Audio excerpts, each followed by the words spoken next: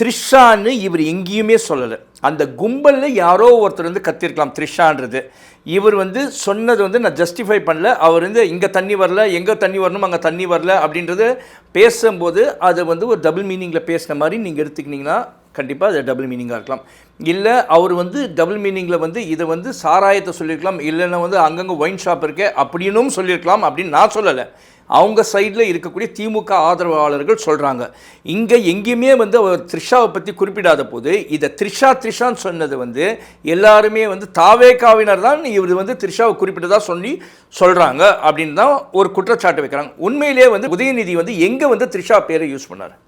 த்ரிஷான்ற பேர் அவர் டைரக்டா யூஸ் பண்ணணுன்ற அவசியம் இல்லை. அப்புறம் எப்படி நீங்கள் வந்து அவர் வந்து இதில் விஷயத்தை சொல்கிறீங்க? நான் வந்து அவர் பேசுனது வந்து 100% தப்பு மேடம். அது டபுள் மீனிங்காட்டம் இருக்குது. அது அநாகரிகமான பேச்சு அப்படின்றது நோ டவுட் இட்ஸ் டெரிகேட்டரி ஸ்பீச் தான். ஆனால் இங்கே த்ரிஷாவை பற்றி ஒரு ஸ்பெசிஃபை பண்ணலையே. கரெக்டாக அவங்க எல்லாரும் ஆதரவுகள் த்ரிஷான்னு கத்துன போது ஒரு சிரிச்சுட்டு அதுக்கு கொடுத்த ரியாக்ஷன் தான் அந்த டீகிரேட்டரியான கமெண்ட். ஸோ ஆப்வியஸாக வந்து அதுக்கு தான் அவர் மீன் பண்ணி சொல்லன்றது கிளியராக வந்து அவர் பேச்சில் வந்து தெரிஞ்சு.